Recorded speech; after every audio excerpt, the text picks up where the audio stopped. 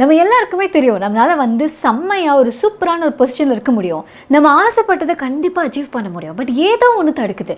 அது ஏதோ ஒன்று என்ன அப்படின்னு தெரியாமல் தான் நம்ம எல்லாம் திருதுன்னு முழிக்கிறோம். ஏன்னா யாரோ ஒருத்தவங்க சாதிக்கும் போது என் கூட தான் இருந்தா இப்போ அந்த இடத்துக்கு போயிட்டா சே நானும் அங்கே இருக்க வேண்டியது தெரியுமா அப்படிங்கிற மாதிரி நமக்குள்ள ஒரு தாட் வரும். ஆனால் அவங்களும் நம்மள மாதிரி தான் அப்படின்னா அவங்க என்ன பண்ணி அந்த இடத்துக்கு போனாங்க, நம்ம என்ன பண்ணாதனால நம்மளால் அந்த இடத்துக்கு போக முடியல அப்படிங்கிற அந்த கேள்விக்கான பதில் தான் டீப் ஒர்க் அப்படிங்கிற அந்த புக்கில் வந்து கேல் நியூபோர்ட் அப்படிங்கிற எழுதியிருக்காரு.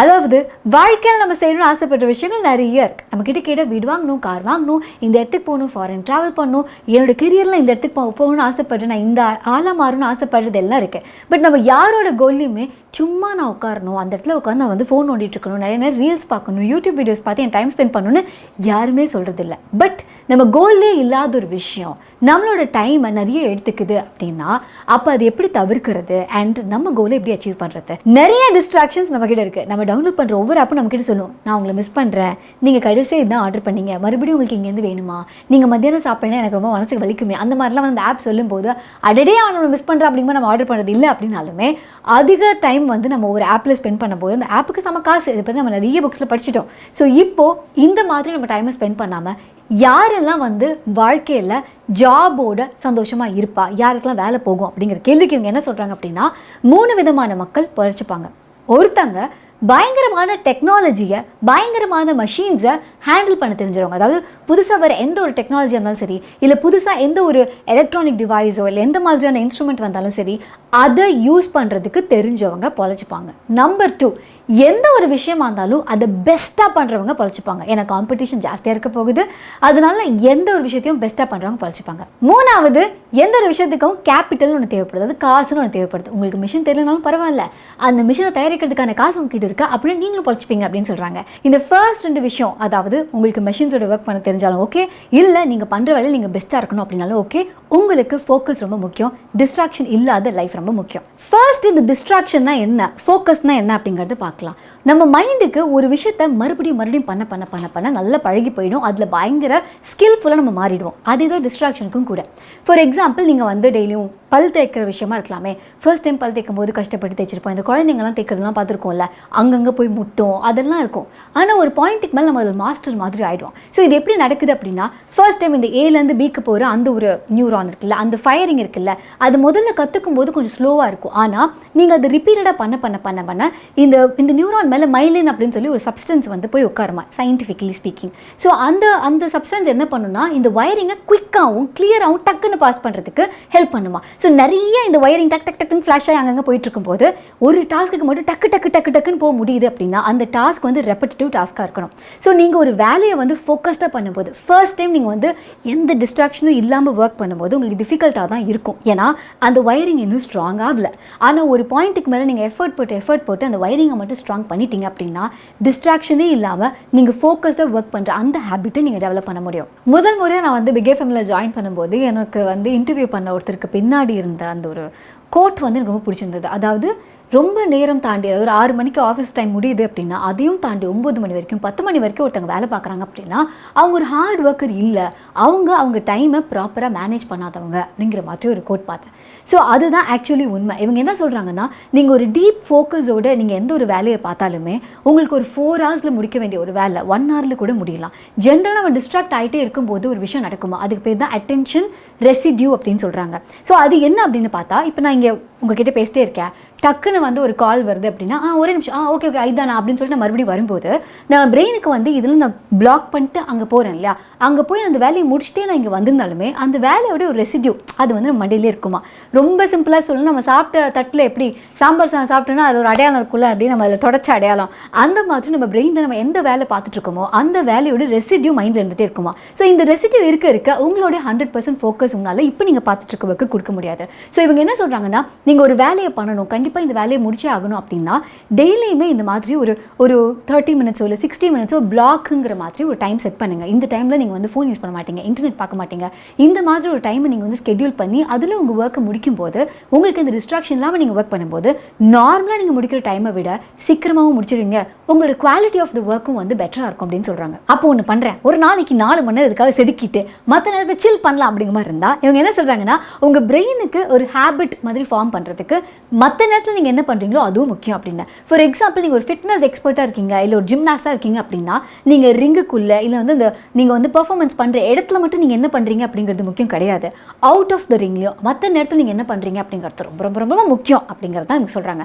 அதாவது நீங்கள் ஒரு வேளை என்ன சாப்பிட்றீங்க, ஃபார் எக்ஸாம்பிள் வாரம் ஃபுல்லாக நான் வந்து ஜங்க் ஃபுட் சாப்பிட்டுக்கிறேன், ஒரு நேரம் மட்டும் நான் ஹெல்தி ஃபுட் சாப்பிட்றேன், நான் ஹெல்தி ஆகிடுவேன் அப்படின்னு கேட்ட மாட்டோம்ல. அதே மாதிரி தான் உங்களுடைய 24 ஹவர்ஸில் ஒரு 4 ஹவர்ஸை மட்டும் நான் வந்து ஃபோக்கஸ்ட்டை வந்து செம்மையாக வச்சுக்கிறேன், மற்ற நேரத்தில் பயங்கர டிஸ்ட்ராக்டாக இருக்கேன் அப்படின்னா கண்டிப்பாக உங்கள் மைண்ட் வந்து அந்த ஃபோக்கஸுக்கு பழகாது, உங்களால் அந்த ஃபோக்கஸில் ஒர்க் பண்ணவும் முடியாது அப்படிங்கிறாங்க. ஸோ மற்ற நேரத்துலையுமே உங்க கொடுக்குற ஒரு லிட்டில் பிட் ஆஃப் ஒரு டிப்ஸ் என்ன அப்படின்னு பார்த்தா ரொம்ப சிம்பிள். இவங்க என்ன சொல்கிறாங்கன்னா, உங்களுக்கு டக்குன்னு ஒரு வார்த்தைக்கு அர்த்தம் தெரியணும்னா நான் உடனே ஃபோன் எடுக்கிறேன்டா, அந்த மெசேஜ் அவங்க அனுப்பியிருப்பாங்களே அப்படின்னு உங்களுக்கு தோணுன்னு ஃபோன் எடுக்கிறீங்க, அப்படி பண்ணாதீங்க. உங்களுக்கு அந்த தாட் வந்தோடனே அதை கொஞ்சம் ஆரப்போடுங்க. 5 மினிட்ஸ் கழிச்சு அந்த மெசேஜ் செக் பண்ணலாம். ஒரு 5 மினிட்ஸ் கழிச்சு அந்த வேர்டுக்கான மீனிங்கோ இல்லை நம்ம பார்க்கணும்னு நினச்சோமே அந்த படத்தில் யார் நடிச்சாங்கன்னு தேடிட்டு இருந்தேனே, அது என்ன பாட்டு வாயிலே முழுமுடுத்துட்டு இருந்தேனே, இது எல்லாத்தையும் ஒரு 5 நிமிஷம் கழிச்சு போய் பண்ணுங்க.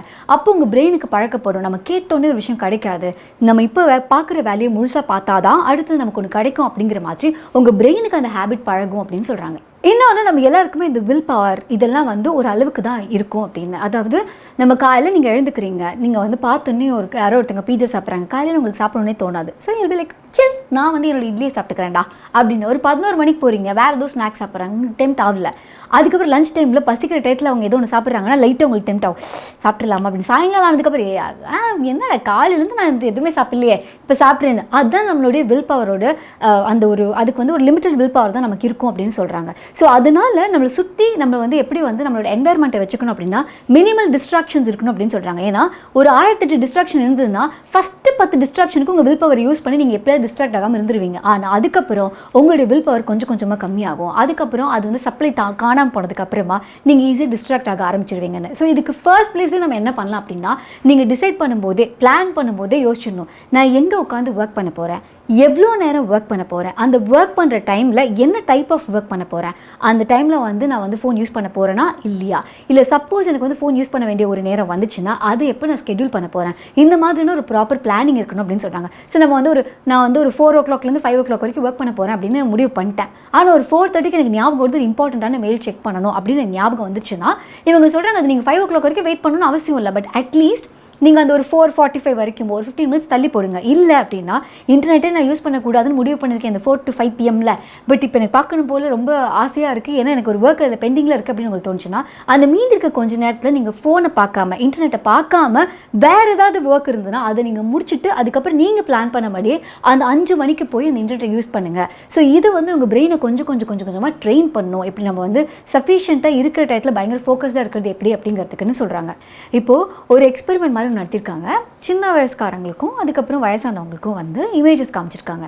பாசிட்டிவாக இருக்கக்கூடிய ஒரு இமேஜ் பார்த்தாலே வாவ் அப்படின்னு ஃபீல் பண்ணக்கூடிய ஒரு இமேஜ், இன்னொரு பக்கம் பார்த்தாலே இப்படி ஒரு கொடுமை நடக்குதா இந்த உலகத்தில் அப்படிங்கிற மாதிரியான ஒரு இமேஜ் காமிச்சிருக்காங்க. இந்த 2 இமேஜஸையுமே பார்க்கும்போது இந்த வயசில் சின்னவங்க இருக்காங்க இல்லையா, அவங்களோட பிரெயினை பார்த்தா அவங்களுக்கு ஹைப்போதலமஸ், அதான் வந்து இமோஷன்ஸ்க்கு உண்டான அந்த ஒரு part of the brain. So அது வந்து 2க்குமே ஃபயர் ஆகுதான், டக்குன்னு ரியாக்ட் ஆகுதான். அதுவே வயசானவங்களுக்கு எடுத்து பார்க்கும்போது இந்த நெகட்டிவ் இமேஜுக்கு வந்து ஃபயர் ஆகாமல் பாசிட்டிவ் இமேஜுக்கு மட்டும் ஃபயர் ஆகுதான். ஸோ இவங்க என்ன சொல்கிறாங்கன்னா, இந்த சின்ன வயசில் வந்து நம்மளோட உலகத்தில் வந்து நமக்கு எல்லாம் அந்த பாசிட்டிவ் நெகட்டிவ் எல்லாம் நிரம்பி இருக்க மாதிரி இருக்கிறதும், இல்லை வந்து வயசானவங்களுக்கு சுற்றி பாசிட்டிவ் மட்டும் இருக்கிறதுமே ஆக்சுவலி கிடையாது உண்மை.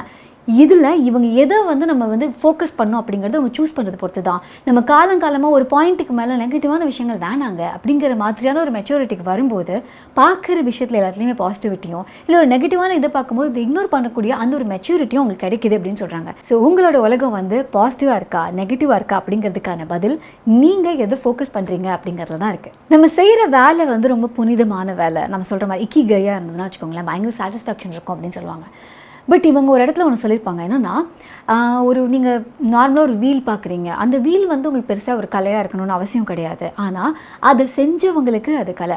ஸோ நீங்கள் பண்ணுற வேலை ப்ராபப்ளி வந்து வெளியிலேருந்து பார்க்குறதுக்கு ஒரு பெரிய ஆர்டிஸ்டிக் வேலையாக இல்லாமல் இருக்கலாம், ரொம்ப சிம்பிளான வேலையாக இருக்கலாம். உங்களுக்கு அந்த வேலை வந்து புனிதமாக தெரியல அப்படின்னா அதை நீங்கள் பண்ணுற விதத்தை புனிதமாக எடுத்துக்கிட்டீங்க அப்படின்னாலே உங்கள் மைண்ட் ரொம்ப பீஸ்ஃபுல்லாக இருக்கும் அப்படின்னு சொல்கிறாங்க. ஏன்னா நம்மளோட ஹியூமன் பிரெயினுக்கு வந்து குட்டி குட்டி சேலஞ்ச் வேணுமா, அதை கடந்து வரதுனா அதுக்கு ஒரு சாட்டிஸ்ஃபேக்ஷனாக. ஸோ எப்போவுமே நம்மளோட கம்ஃபர்ட் ஜோனில் இருக்கும்போது நம்ம பிரெயினுக்கு அது கிடைக்கிறது இல்லை. ஸோ அந்த சேலஞ்ச் எப்படி கொடுக்குறது அப்படின்னா, நீங்கள் ஃபோக்கஸ்டாக ரொம்ப நேரம் இருக்கணும் அப்படிங்கிறது உங்களுக்கு கஷ்டமாக இருக்குது அப்படின்னா டிஸ்ட்ராக்ஷன் இல்லாமல் ஒர்க் பண்ணுறதுங்கிறது ஒரு பெரிய சாட்டிஸ்ஃபேக்ஷனாக. ஸோ அதுக்கு நீங்கள் எய்ம் பண்ணிகிட்டே இருங்க. அது நீங்கள் நடக்க ஒரு பாயிண்ட்டில் உங்களுக்கு அந்த சாட்டிஸ்ஃபேக்ஷன் கிடைக்கும். அண்ட் அதுவே உங்களை இன்னும் ஃபோக்கஸ்டாக இருக்க வந்து புஷ் பண்ணும் அப்படின்னு சொல்கிறாங்க. ஒரு மனுஷன் காலையிலேருந்து ராத்திரி வரைக்கும் தூங்குற வரைக்குமே வந்து நிறைய டிசையர்ஸை தான், அவனுக்கான ஆசைகளுக்கு ஃபைட் பண்ணிகிட்டே தான் இருப்பானா.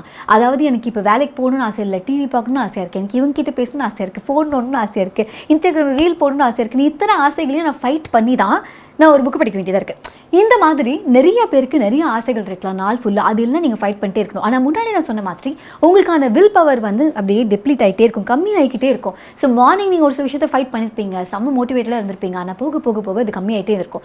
இதை வந்து நீங்கள் வந்து ஒரு சேனலைஸ் பண்ணுறதுக்கு அவங்க கொடுக்குற ஒரு ஐடியா என்ன அப்படின்னா, ஒரு ரிச்சுவல்ஸ் வந்து கிரியேட் பண்ணுங்கள். டெய்லி மார்னிங் இல்லைனா டெய்லி ஆஃப்டர்நூன் இல்லை இந்த டயத்துக்கு நான் இதை தான் பண்ணுவேன் அப்படிங்கிற மாதிரி ரிச்சுவல் நீங்கள் கிரியேட் பண்ணிக்கிட்டீங்க அப்படின்னா உங்களோட மைண்டுக்கு எக்ஸ்ட்ரா மோட்டிவேஷனோ இல்லை எக்ஸ்ட்ரா வில் பவரோ தேவையில்லை அந்த வேலையை பண்ணுங்கிறதுக்கு. ஏன்னா உங்கள் மைண்ட் ஆல்ரெடி ப்ரிப்பேர்டாக இருக்கணும், இந்த வேலையை இந்த டயத்துக்கு நான் டெய்லியும் தான் பண்ணுவேன். ஸோ அதுக்கு நம்ம பெருசாக யோசிக்க மாட்டோம். காலையில் அஞ்சு பல் தேய்க்கிறதுங்க நமக்கு ரொம்ப கஷ்டமான ஒரு விஷயம் கிடையாது. ஏன்னா பல் தேய்க்கிறது நம்ம ஒரு ஹேபிட் ஆனதுனால நம்மளால் ஈஸியாக அதை பண்ண முடியும். அதுக்காக நம்ம ரொம்ப மெமரி பவரையோ இல்லை வந்து ரொம்ப மென்டல் எனர்ஜியோ நம்ம வந்து ஸ்பெண்ட் பண்ண போகிறதே கிடையாது. ஸோ அதனால் இதே மாதிரி உங்களுக்கு எந்தெந்த வேலைக்கெல்லாம் அந்த ரிச்சுவல்ஸ் தேவைப்படுது, என்னென்ன ஹேபிட்லாம் நீங்கள் கிரியேட் பண்ண நினைக்கிறீங்களோ அந்த ரிச்சுவல்ஸை கிரியேட் பண்ணுங்கள் அப்படின்னு சொல்கிறாங்க. இது உங்களோட வில் பவரை நீங்கள் ஃபைட் பண்ணணும் அப்படிங்கிற அந்த மாதிரியான ஒரு சுச்சுவேஷன் இல்லாமல் ஈஸியாக ஒரு ஹேபிட்டை கொண்டு வரதுக்கு உதவியாக இருக்குங்கிறாங்க. இதெல்லாம் நம்ம பண்ணிட்டேன் இந்த உலகத்துக்கு நம்ம சொல்லும்போது நமக்கு பயங்கர ஹாப்பியாக இருக்குல்ல. அதே மாதிரி வந்து நம்ம வீட்டில் நம்ம கண்ணு முன்னாடி ஏதாவது ஒரு இடத்துல இதை நம்ம முடிச்சிட்டேன்னா இன்றைக்கி வந்து இந்த குடுகுடுன்னு வந்து கிராஸ் போட்டே வருவேன் அப்படிங்கிற மாதிரி விசிபிளாக நீங்கள் டெய்லியும் பண்ணக்கூடிய விஷயத்துக்கான ஒரு ஸ்கோர் போர்டு மாதிரி ஒன்று வச்சுக்கோங்க அப்படின்னு சொல்கிறாங்க. ஸோ வந்து நான் டெய்லியும் ஜிம்முக்கு போகணும் அப்படின்னா நான் போயிட்டு வந்த அன்றைக்கி ஒரு பெரிய கிராஸ் ஒன்று போட்டுருவேன். ஸோ அந்த மாதிரி வரிசையாக அந்த கிராஸை பார்க்கறதுக்கே வாவ் அப்படிங்கிற மாதிரி ஒரு மோட்டிவேஷன் இருக்குன்னு சொல்கிறாங்க. இது ஒன் ஆஃப் த டிப்ஸ். ஒரு சில நாள் ஒர்க் ஜாஸ்தியாக தான் இருக்கும். ஸோ நீங்கள் வந்து டெய்லியும் ஒரு 6 மணிக்கு முடிக்கிறீங்க அப்படின்னா ஒரு சில 6 மணிக்கு முடிக்க முடியாமல் இருக்கும். ஸோ அன்றைக்கி நீங்கள் 10 மணி வரைக்கும் வேலை செய்கிறீங்களா, வேலை செய்யுங்க. 11 மணி வரைக்கும் வேலை செய்கிறீங்களா, வேலை செய்யுங்க. ஆனால் வேலை செஞ்சு முடிச்சதுக்கப்புறம் ஒரு காலோ ஒரு இமெயிலோ ஒரு மெசேஜோ யாருக்குமே அனுப்பக்கூடாது, ஒர்க்கை பற்றி யோசிக்கக்கூடாது அப்படிங்கிறது ரொம்ப தீர்மானித்து நீங்கள் இருக்கணும் அப்படின்னு சொல்கிறாங்க. ஸோ இதுக்கு அவங்க கொடுக்குற இன்னொரு ஐடியா என்ன தெரியுமா, எல்லா நாளும் நம்ம ஒர்க் 100% கம்ப்ளீட் பண்ணிட்டு முடிச்சிட்டோம் அப்படின்னு நிம்மதியாக போக முடியாது. ஆனால் மீதி என்னென்ன ஒர்க் இருக்கோ அது நாளைக்கு எப்படி முடிக்க போகிறோம், எப்போ முடிக்க போகிறோம் அப்படிங்கிற மாதிரி ஒரு நோட் பேடில் எழுதிடுங்க, மண்டையில் வச்சுக்காதீங்க. இல்லைனா நீங்கள் எழுதலைன்னா அது மண்டையில் உட்காந்துட்டே இருப்போம், அது ஞாபகத்தில் மறந்துடாத அப்படிங்கிற மாதிரி காமிச்சிக்கிட்டே இருக்கும்.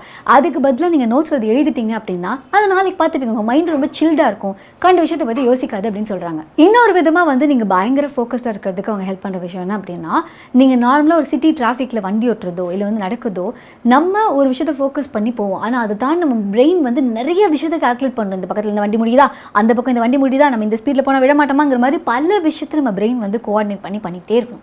ஸோ இது எல்லாத்துக்குமே இது எனர்ஜி நிறைய வந்து கன்சியூம் பண்ணிகிட்டே தான் இருக்கும். ஆனால் ஆன் தி அதர் ஹேண்ட் நீங்கள் வந்து ஒரு ஒரு ஈவினிங் வாக் போகிறீங்க, ஒரு நேச்சுரலான மொட்டை மாடியில் நடக்கிறீங்க, அங்கே நீங்கள் எதை பற்றியும் பெருசாக யோசிக்க வேணாம் அப்படின்னா அதெல்லாம் உங்கள் பிரெயினுக்கு வந்து ஒரு பயங்கரமான ரீசெட் பண்ணுறதுக்கான அந்த ஒரு டைம் கொடுக்குமா. ஸோ அந்த டைம் வெரி வெரி இம்பார்ட்டன்ட் அப்படின்னு சொல்கிறாங்க. எக்ஸ்பர்ட்னாலேயே 4 மணி நேரத்தை தாண்டி ஃபோக்கஸ்டாக ஒரு விஷயத்தை பண்ண முடியாதான். ஸோ அதனால் இவங்க என்ன சொல்கிறாங்கன்னா, நீங்கள் ஃபோக்கஸ்டாக ஒரு 1 மணி நேரம் இருந்தால் கூட அது பயங்கரமாக உங்கள் எனர்ஜி வந்து கன்சியூம் பண்ணியிருக்கும். அதுக்கு மறுபடியும் ரெஸ்ட் தேவை அப்படின்னா அந்த டைமில் நீங்கள் எதுவுமே பண்ணக்கூடாது. உங்கள் மைண்டுக்கு போர் அடிக்கணும், அந்த போர் அடிக்கிற கேப்பில் ஃபோன் எடுத்து பார்க்கக்கூடாது, எதுவுமே பண்ணக்கூடாது. அது சில்டாக எதை பற்றி யோசிக்காமல் இருக்கிறதுக்கும் நீங்கள் டைம் கொடுக்கணும். இவங்க என்ன சொல்கிறாங்கன்னா, லைஃப்பில் நீங்கள் போர் அடிக்கிறதுக்கும் கேப் கொடுத்தா மட்டும்தான் உங்கள் பிரெயின் வந்து மறுபடியும் ஃபுல் கெப்பாசிட்டிக்கு ரீஸ்டார்ட் பண்ண முடியும் அப்படின்னு சொல்கிறாங்க. கரெக்டு தான், எனக்கு இதெல்லாம் பண்ணணும்னு ஆசை தான், ஆனால் எனக்கு ஒரு நாள் எப்படி போகுதுன்னே தெரிய மாட்டேங்குது அப்படின்னா அதுக்கு இவங்க என்ன சொல்கிறாங்கன்னா, என்ன பண்ணணும்னு நமக்கு ஒரு பிளான் இல்லை அப்படின்னா நம்ம என்ன நாளுமே பண்ணுவோம்.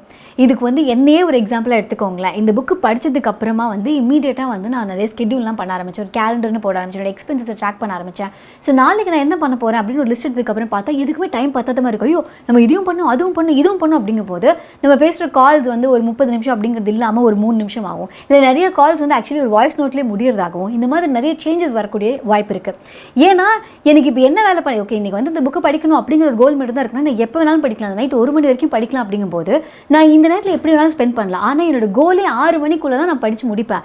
6 மணிக்கு மேலே நோ ஒர்க் அப்படின்னு நான் டிசைட் பண்ணதுக்கு அப்புறமா 6 மணி வரைக்கும் தான் அதை ஃபோக்கஸ் பண்ணுறேன். ஏன்னா மற்ற எந்த டிஸ்ட்ராக்ஷனாக இருந்தாலுமே 6 மணிக்கு மேலே பார்த்தேன் ஹலோ 6 மணிக்கு மேலே நான் ஃப்ரீ அந்த மாதிரி ஒரு மோடுக்கு வந்ததுக்கப்புறமா நான் ஒர்க் பண்ணுற டைம் பயங்கர குவாலிட்டியாகவும் இருக்குது, நான் ரெஸ்ட் எடுக்கிற டைமும் பயங்கர குவாலிட்டியாகவும் இருக்குது அப்படிங்கிறது தான் இங்கே முக்கியம். ஸோ நீங்கள் வெட்டியாக இருக்கிற நேரத்தில் கம்ப்ளீட்டாக வெட்டியாக இருக்கிறதுக்கும், சோஷியல் மீடியா பார்க்குற நேரத்தில் கம்ப்ளீட்டாக என்ஜாய் பண்ணி சோஷியல் மீடியாவில் வந்து அதெல்லாம் பார்க்குறதுக்கும், அதுக்கப்புறம் படிக்கிற நேரத்தில் படிக்கிறதுக்கும், தூங்குற நேரத்தில் நிம்மதியாக தூங்குறதுக்கும், சாப்பிட்ற நேரத்தில் என்ஜாய் பண்ணி சாப்பிட்றதுக்கும், வேலை செய்கிற நேரத்தில் எந்த ஒரு டிஸ்ட்ராக்ஷனும் இல்லாமல் ஃபோக்கஸ்டாக வேலை செய்கிறதுக்கும் deep work by Cal Newport அப்படிங்கிற அவருடைய புக் எடுத்து நீங்கள் படிக்கலாம். ஸோ அந்த புக் நீங்கள் வாங்கி படிக்கணும்னு ஆசைப்பட்டீங்கன்னா அதுக்கான லிங்க் கீழே இருக்குது. இந்த புக் வந்து கருமமே கண்ணாக அப்படிங்கிற அந்த ஒரு டைட்டிலில் வந்து தமிழ்லேயும் இருக்குது.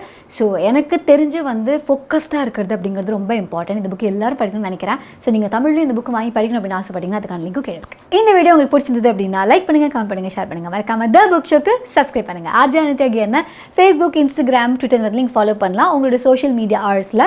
அதே மாதிரி வந்து த புக் ஷோவை ஃபேஸ்புக், இன்ஸ்டாகிராம், ட்விட்டர் மாதிரி நீங்கள் ஃபாலோ பண்ணலாம். இந்த மாதிரி டிஸ்ட்ராக்ட் ஆகாமல் ப்ரொடக்டிவிட்டி பற்றி நிறைய புக்ஸ் வந்து குட்ரீட்ஸ் நீங்கள் எக்ஸ்ப்ளோர் பண்ணலாம். அதையும் தாண்டி எக்கச்சக்கமான ஜானர்ஸ் இருக்குது, உங்களுக்கு பிடிச்ச ஜானர் நீங்கள் சூஸ் பண்ணலாம். ஸோ குட்ரீட்ஸ் அந்த புக்லாம் படிச்சுட்டு இருக்கேன், படிச்சு முடிச்சுட்டேன் அப்படின்னு ஆசைப்படுறேன் அப்படிங்கிற அப்டேட்ஸ்லாம் கொடுத்துட்டே இருப்பேன். ஸோ அங்கே நீங்கள் என்ன ஃபாலோ பண்ணலாம், அதுக்கான லிங்க்கும் கீழே இருக்குது. நான் இவ்வளோ நேரம் பேசின விஷயங்களை பொறுமையாக கேட்டதுக்கு மிக்க மிக்க நன்றி. ஐ திங்க் நீங்கள் வந்து உங்களோட டைமை வந்து குவாலிட்டேட்டிவாக வந்து யூஸ் பண்ணியிருக்கீங்கன்னு நினைக்கிறேன். ஸோ இந்த வீடியோ வந்து நீங்கள் ஆடியோ மட்டும் கேட்ட போதும் அப்படின்னா ஸ்பாட்டிஃபைல புக் ஷோடைய பாட்காஸ்ட் எக்ஸ்க்ளூசிவாக நீங்கள் கேட்கலாம். அதுக்கான லிங்க்கும் கீழே இருக்குது. எங்கிட்ட தான் பெருசாக ஷேர் பண்ண அப்படின்னு நினச்சிங்கன்னா rj@thebookshop.in அப்படிங்கிற மெயில் ஐடிக்கு நீங்கள் மெயில் பண்ணலாம். மெயில் பண்ணணும் அப்படின்னதுக்கப்புறம் தான் ஞாபகம் வருது, இந்த புக்கில் அதையும் சொல்லியிருப்பாங்க.